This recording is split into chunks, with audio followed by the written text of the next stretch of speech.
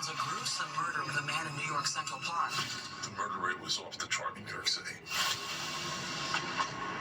Probably worked on 1,500 murder cases. Every single case takes a little piece out of your soul. Well, since it came out a couple weeks ago, it's been one of the top 5 series on Netflix. It's a docu-series called Homicide New York, and it brings to life 5 of New York City's most notorious murder cases by following the detectives and prosecutors that cracked them. All right, I was fascinated. Roger Perino is a retired NYPD lieutenant commander of detectives. He was the lead investigator in 2 of the cases profiled in this series. Roger's joining us. Thank you so much, Detective, for being here. I have to say, fascinated with these stories. Kind of lived through them, covered them, but didn't remember all the details. Can we talk a little bit about? Absolutely. All right. So the Carnegie Deli murder had nothing to do with the Carnegie Deli. No, it's just 5 flights up in the same building. And then someone shot execution style 5 people, for those that don't remember or weren't born, because this happened back in 2001. Correct. 5 people shot, 3 died, 2 lived. But you were the lead investigator on this, and you kind of relived this here in the series. I guess before we get into detail, how did they approach you just with the idea of doing this? Because you're part of a couple of episodes. So I actually don't know the bottom. I think the detectives, they were in discussion with the detectives, and the detectives then recommended me for them to speak to me, and I think that's how. So why'd you decide to do it then? What made you go, this is something I need to Well, I think the way it was presented is it's much different than other crime shows. So they're trying to show the struggles that the detectives handled personally and the surviving victims. And I think it makes for an interesting story. And as you can see, we all felt pretty comfortable. They did a good job of making us feel comfortable to speak about it and share. And, true crime, it's one of my pastimes, like everybody else. Everybody loves true crime. You lived it. Let's go back to the Carnegie Deli murders. What did we learn from the series that we didn't know when we were going through it? How am I going to answer that? How do I know what you didn't know? Okay, well, I didn't realize. Okay. No, good answer. You got a Well, point in there. all cases, you always keep What wasn't public? Well, in all cases, you always keep something back, right? Because I've dealt with false confessions in the past, right? Yes. So you always keep something back, so this way you can, when you have somebody confessing to it, you can find out. But I think the big takeaway from that is like it's something that didn't even. It's 3 murders and 2 assaults that didn't have to happen, because when you learn about Jennifer Stahl and her business, which was selling marijuana, Right, so she probably would have never reported it. She was in the entertainment business, and she trying to make ends meet. She sold pot, and apparently 2 guys found out about it. And she was very protective of her business. You couldn't just go up there and buy pot from her, according to Yes, protective of our business, protective of our customers.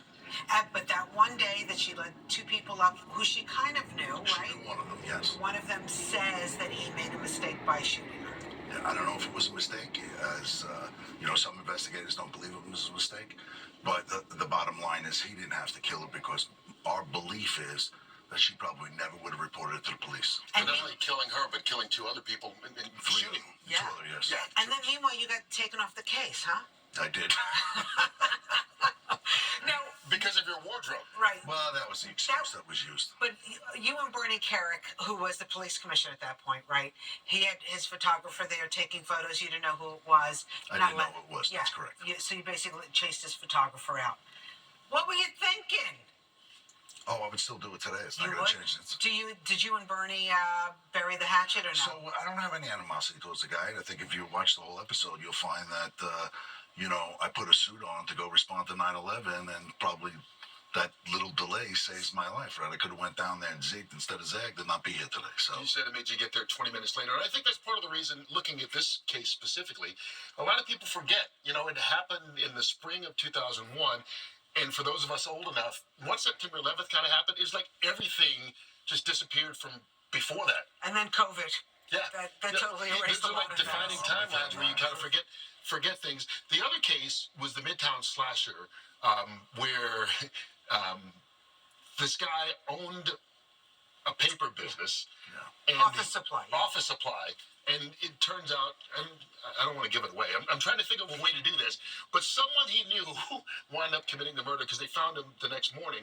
This is one of those things that when you look at it, maybe because because you see so many crime dramas, immediately you'll go, oh, look at the spouse or the loved one or whatever. In this case, you guys turned that way, but kind of got derailed over the years, and it took 20 years to get this figured out. Well, we didn't get derailed.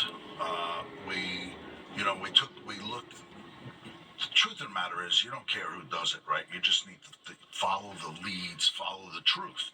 Wherever the truth leads, that's what it is, right? And then there's what is the definition of the truth? Truth is what's going to be presented in front of a judge, in front of juries of your peers, and that's what we needed. We had to keep on digging until we finally got enough information. And the Manhattan District Attorney's Office, Liz Lederer specifically, was able to get that extra information that was needed 20 years later. So what happened to the murderers? Are they still in jail? 25 to life, I think, for both of them. Right. Wow. You know, the one thing I found enjoyable is not the right word because these are surrounding murders, but that I was pleased to see, and I think the production company did. They put a face on not only the victims but their families as well, and you see members of the families of all these people telling who they were and what this means to them and how this brings closure to a lot of them. And I'm sure that's something you see in your line of work or over the years you have. Yes, yeah. Dealing with the families is not easy. Mm-hmm. So you take Frank Pilmar, the father of Howard Pilmar, the victim. Like, he still calls me once a month. Oh. But the conversations, prior to the arrest, prior to the conviction, were much more difficult to deal with than they are today. Right now, I just want to thank you. That's what I get. So you're a big superstar now. How do you like being on Netflix? I'm just me. So you've moved on from the police department now, right? I have. And what are you doing these days? I happen to work. I'm a director at the Port Authority. Oh, so we should be calling you director and not like no, you should call me Roger.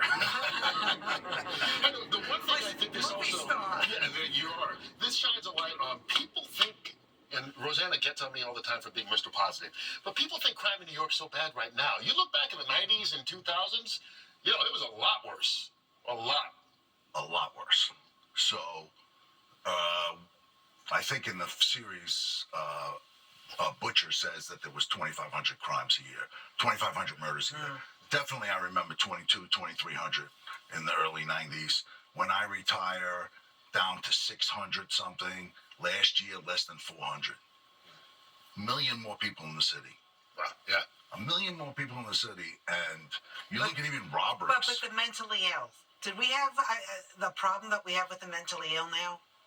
So, I don't know that I'm qualified to answer that question, Right. but the mentally ill is definitely an issue, and recidivism. Right. Like, there's a large percentage of crimes committed by a very small portion of the people, and if we attack that, things would be better. But I definitely agree with Kurt that the city's a great place to live, and crime is way lower than it was 20, 30 years ago. All right, this Netflix series, Homicide New York. If you haven't seen it, I suggest you watch it. This man is the star. We appreciate you joining us, superstar. Can I have your autograph? All right, that's Detective Roger Perino, or Director Roger Perino. Meanwhile, let's talk about New York. Known for its underground club scene back in the day.